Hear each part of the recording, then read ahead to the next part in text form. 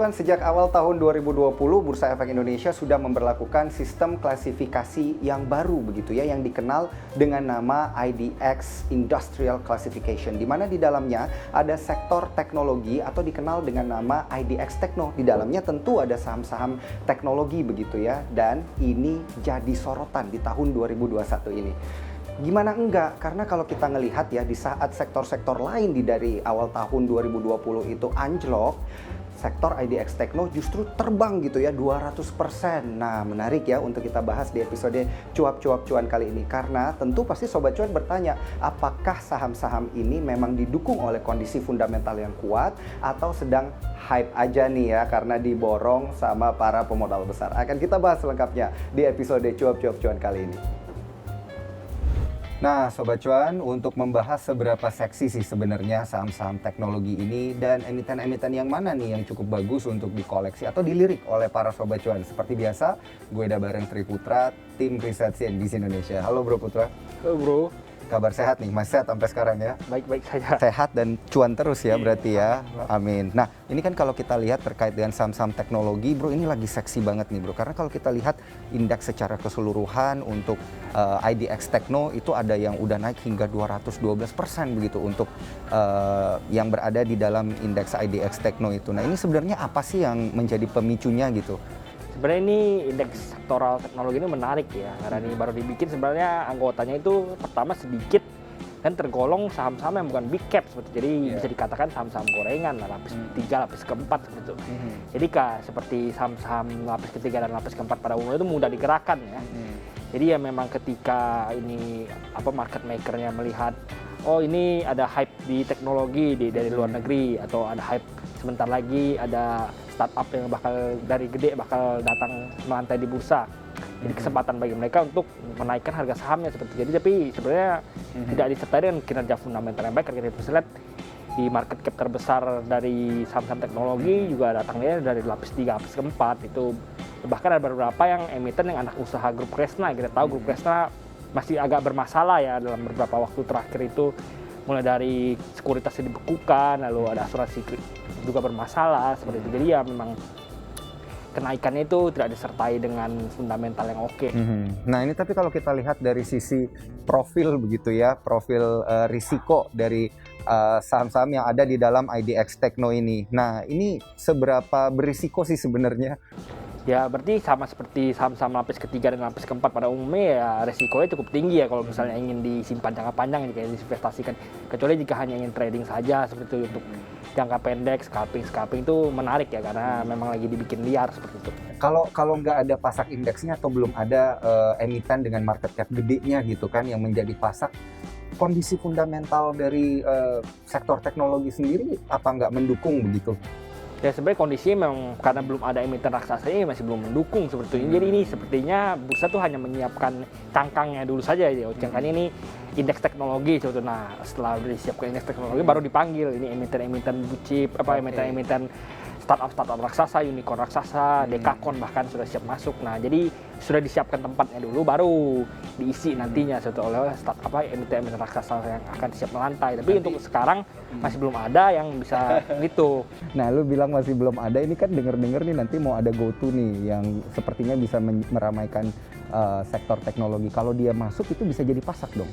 Ya pertama itu yang dikabarkan mau masuk tuh Bukalapak dulu ya. Bukalapak itu valuasinya sudah triliunan ya, berarti angkanya kan sudah 1 bio USD sekitar 14 triliun. Nah, ketika ini masuk bisa menjadi pasak di indeks sektoral. Jadi sudah mulai ada saham yang bisa dikatakan besar lah di indeks sektoral teknologi ini sebetulnya. Nah, selanjutnya baru setelah itu ada GoTo yang dikabarkan memiliki valuasi 40 bio.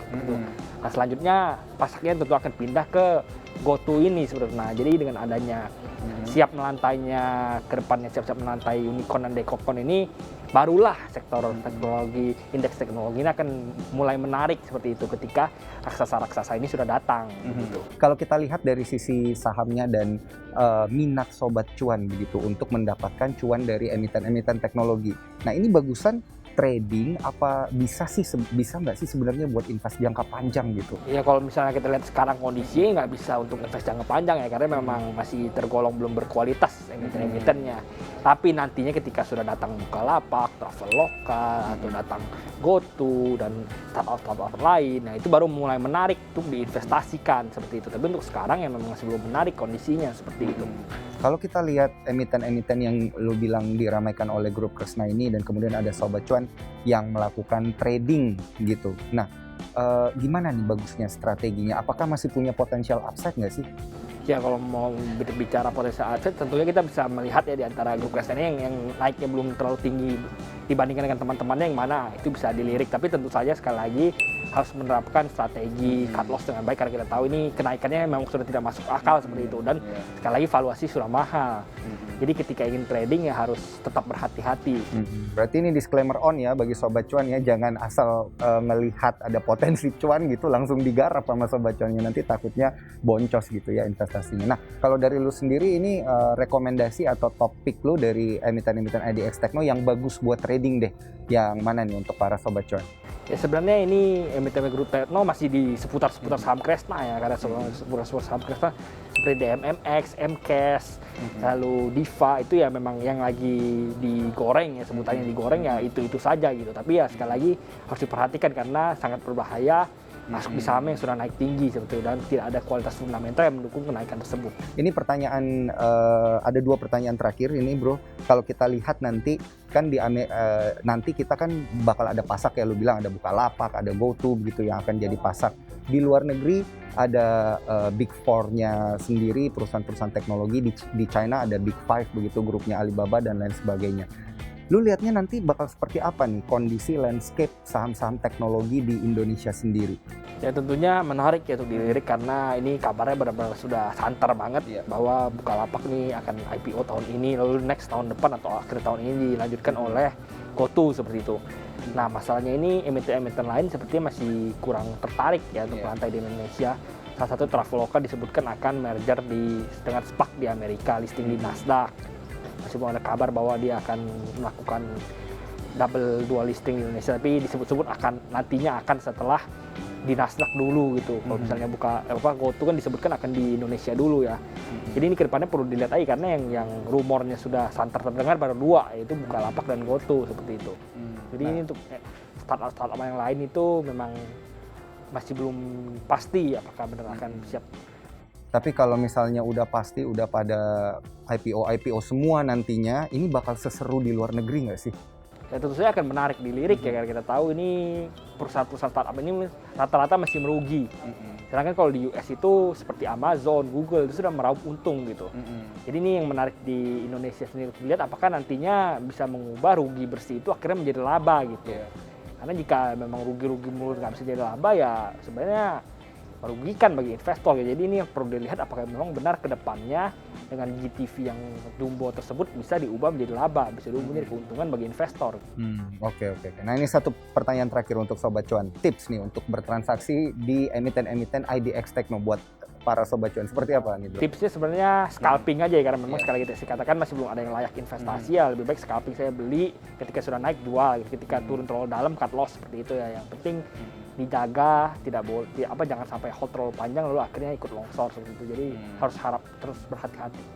Berarti untuk jangka panjangnya jangan dulu gitu ya, mendingan dipikir-pikir terlebih dahulu, scalping dulu aja kalau memang para Sobat Cuan ini profil risikonya yang dikatakan cukup agresif gitu ya bro ya. Dan juga tentu jangan lupa untuk mengerjakan PR-nya gitu ya, harus tetap analisa teknikal, tetap analisa fundamental, dan jangan lupa dengerin konten-konten kita di cnbcindonesia.com dan juga di Spotify Cuap-Cuap Cuan. Nah ini menarik.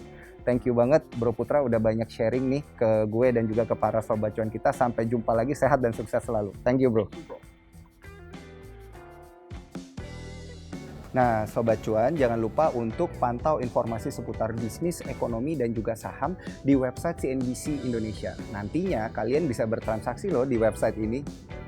Dan jangan lupa untuk follow Spotify Cuap Cuap Cuan di Spotify tentunya, ada di Apple Podcast dan juga di Google Podcast. Dan jangan lupa juga untuk follow kita di Instagram @cuap_cuan. Nah, satu lagi nih, jangan lupa saksikan Invest Time setiap Senin sampai dengan Jumat pukul 18 hingga 19 waktu Indonesia Barat. Sampai jumpa di episode Cuap Cuap Cuan lainnya. Bye!